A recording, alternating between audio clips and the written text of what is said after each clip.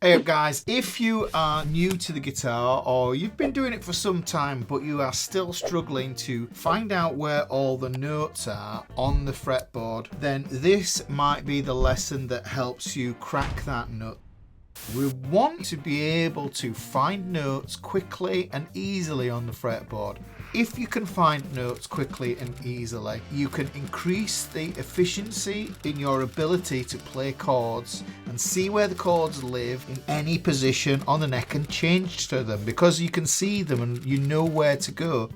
It'll also help you understand the relationship between different notes and those relationships between the strings. It's a really good trick to learn. It's very simple. I've done it before, but this is a re-upload.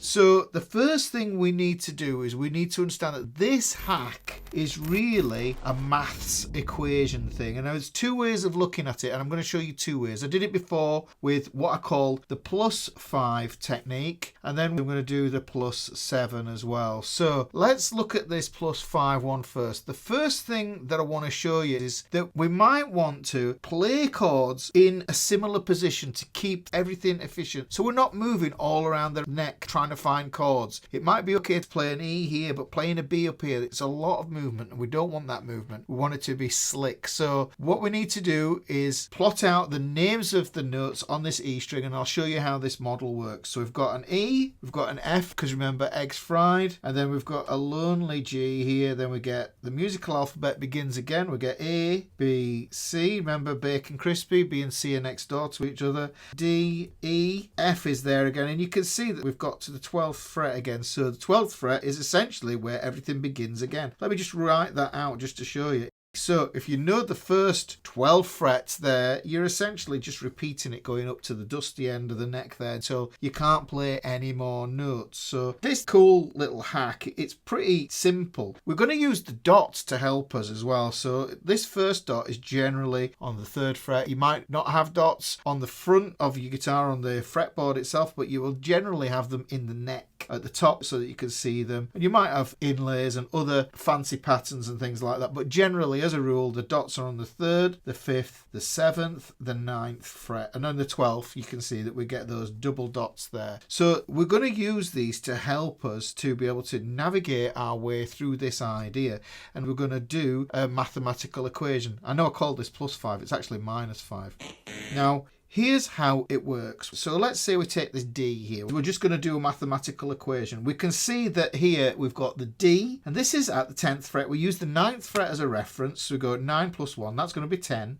And what we do is to find this D note here on the next string. Because imagine we were playing something down here at the 5th fret. And it's like, we don't have to come all the way up here because it's inefficient. What we want to do is we want to play it in a similar area so we've got less movement and less thinking to do. So let's take this. We're going to take this down here. But how we're going to do it is we're going to take this number here and we're going to subtract 5 from it. So if you think 10 - 5, do it as a number. Don't count frets, because this is where people come unstuck. They start saying 1, 2, 3, 4, 5. And they find that they've landed on the wrong fret because they started here.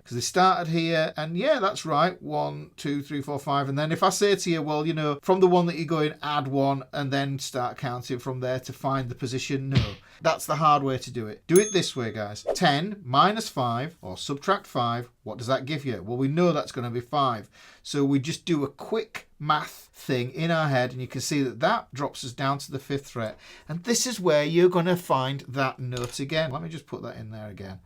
Now this happens all the way across the strings apart from the G to the B, because we have to compensate there because that is tuned differently between the G and the B string, and this will show you. Now what we can also do is we can take this from the A string over to the D string as well. And if you think about it, if I'm on fret 5, subtract 5, that's going to give me 0, which is the open string. So you can see I found D in that position, I found D in this position, and I found D in this open position. And this works with any of these notes. However, the caveat is, if I wanted to take this G here, or say this G sharp here, and this is why I've got this blue line. If I took this G sharp here, I'll put that in there, and I wanted to do this here, I might subtract 5. This is on fret 4. Fret 4 - 5 equals You can see there's already going to be an issue with this. I can't go any further than the open A string here. So this would mean I'm into negative territory there, which means I can't do it. So you have to be careful that this here is the limit of how far this works. It does change as well for the G to the B string. We'll get to that. You can do this for lots of other different notes, but let me just show you how this would work, maybe going from the 10th fret here. So this is the 10th fret, subtract 5, 10 subtracting 5, gives us this note here. So you can see that that's how that's working there, guys. Look, so G to G. Hang on, let's do it again. 5 subtract 5 gives us this open G string. So you can see it's plotting these bad boys out for you. And if I wanted to come up here to the 15th fret, because this would be the same thing. So this is the 15th fret, 15. Subtract 5 gets us to the 10th fret. So you can see that this is continuing through all these here. But like I say, it falls a bit short in this spot here. Anything below the 4th fret, it becomes a little bit of an issue. So let's move on to the next string. Let's go on to the D string at the 10th fret. Well, this note is, down goes, this is going to be a C here, Charles's father. Do you remember that mnemonic? This is from how the fourths work, going across the neck this way. So down goes Charles's. Well, let's look at the same thing. It's going to happen here. If I put this C here, 15th fret, you can see it just applies again. 15 minus 5 is going to give us the 10th fret. So the 10th fret minus 5 is going to take us down to C here. Now, here's where we encounter a problem because of this tuning between the G and the B. We have to compensate by adding a fret up, and that knocks things out. So really this green line should be wonky a bit here, but just for the purposes of this video, it's the 4th fret where we have to be careful. Now, if I wanted to take this note here, down goes Charles's father. So there's an F. And if I want to take this F down here now, what I have to do is I have to change my subtraction. I change it to being subtract 4 because I'm compensating by adding a fret to maintain this major third and turning it into a perfect fourth. We add that fret. In doing so, what we have to do is we take that F, 10th fret, subtract 4. So 10 subtract 4 is fret 6. So this note here would be your F, and that should make sense because if you know the way that your strings are tuned, that this here is going to be your E, and you could actually take this from this here. Look at this, 12th fret, 12 minus 5. What's 12 minus 5? Or 5, depends on how you say it. 12 subtract 5 takes us to 7, which would put us there. I can see perfectly clear there. I can see my C-shaped octave, which is another reason why you need to see your C-shaped octaves and your A-shaped octaves and your G-shaped octaves and your E-shaped octaves. If you don't know that, watch this video here. But take this down, E, 7th fret, minus 5. So 7 minus 5 is going to give us 2. That takes us on the 2nd fret. But now I'm in a territory where I can't actually do that. This is where this method comes in next. So we've got this E here, moving to the G string, and we can't go past that because that is in negative territory. We can't go any further than the open G string. Okay, let's look at another way that we can see that. So we know that we have an E here. See, it's going from the G string to the B string, and that would then tell us that this is fret 9. 9 minus 4 is 5, and that places us there. Hopefully that makes sense. We've got one more to do, moving from the B to the E, and you can see we've reverted back to being in fourths because B, C, D, E. We've gone up 4 there. So B to E, let's see that. 5 minus 5 is 0. So that puts that there. We have then discovered a way to find these notes. Now, the reason we want to find these notes in different positions as well is because the characteristic of the strings and where you play the chords is going to define the emotional quality of what the chord is. Imagine here if we were playing a power chord there, C to this G, it's going to sound really thin because of the thickness of the strings and the position of it on the neck. Whereas if we did it down here and we played this C and this G here as a power chord, that's going to render a much thicker texture and it's going to give us a bit more of a chunkier sound. And that's the reason for understanding and knowing where you can put these. It's up to you. This is your palette. These are your colours, guys. We're painting pictures with music. We're trying to put an image in the listener's head. Okay, the other way of doing this is the +7 method. I should also say that traditionally we would use this to tune the guitar. If we hold down this note here at the 5th fret, and played the open A string underneath that. We're holding that note and playing it. We play that A string. we match the pitch of those, and this is how you tune your guitar without a tuner. So those two end up matching. You do the same process with the next pair of strings. So we'd play that D and play the open D string there. You do the same thing again with the G to the open G. But then here is the problem, and this is why this kink is a little bit funny in the tuning. The B note that we end up with is here. There's B, because look, bacon, crispy, B and C are always next door to each other. You can see that's at the 4th fret. If you hold the 4th fret down and play the open B string, you should be able to use that as well to help you to match that pitch. This is great for your ear. You need to do this for your ear training.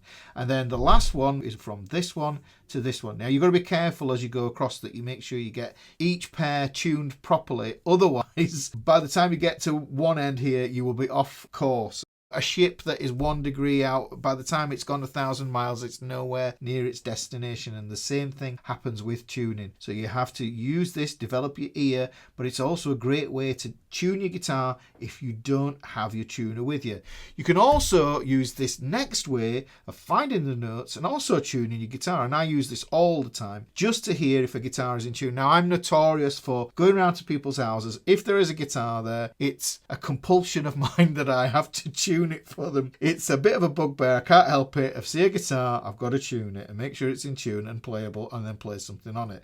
So remember, we had our fret markers here that are going to help us: 3, 5, 7, 9 and 12, and let's go up to 15 there, and you could even have 17 up there. What happened with this pattern here, we moved over like that. We moved over from a thicker string to a thinner string. In this one, we're going to move up from a thicker string to a thinner string. So moving from an E string to an A string. It's very, very simple, guys. All we do is we take the note and we add 7. This is the E. Let's add 7 and we put it on here, and we can find out that is going to be an E note there. The same thing is going to apply here. Here's the A.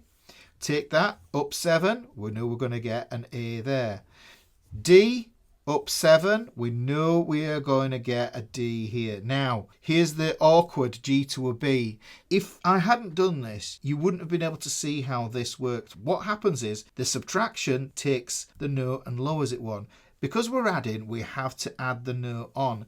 So this becomes plus 8 when we move from the G to the B string. So if we take the G and we add 8, then that G lives there. That looks like a number 9. There's a G, right? And then what happens is it reverts back to the whole plus 7 again because of the tuning, because of the way that the tuning's happened. We're back to 4ths, so that's a B, and at the 7th fret, we know that we're going to get a B there. Because we know we've got a B there, this is an E string, that's an E string, so that is also going to be a B as well. And that's going to help you to plot these guys out. But let's imagine that we wanted to know where this note here was. This is a G here.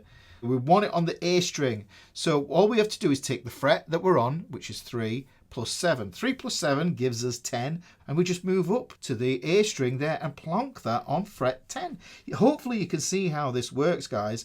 And then you can see like that octave thing that I was on about here. We can -5 it, and we can +7 it, and we can do all these different ways of doing it. Let me just put another note on here. I'll do the B note here at the 2nd fret. 2nd fret there. 2 plus 7 equals 9, obviously. And we're going to put that note here.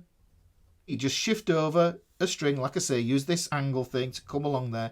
You can maybe even see the octave shape there. That's the E-shaped octave that lives there. That's going to help to clarify that note. You can even connect that then to this one here. You can see that triangle shape going across there. So this is a really cool way of working these notes out, and it's another way of conquering your understanding of the fretboard. It's really important that you understand where your notes are on the fretboard, because if you don't, you are lost. I don't want you to be lost with this. There's more than one way to understand your fretboard, and I'd like to show you this video here, which is another way of helping you to demystify, decipher the fretboard and conquer it like a champ.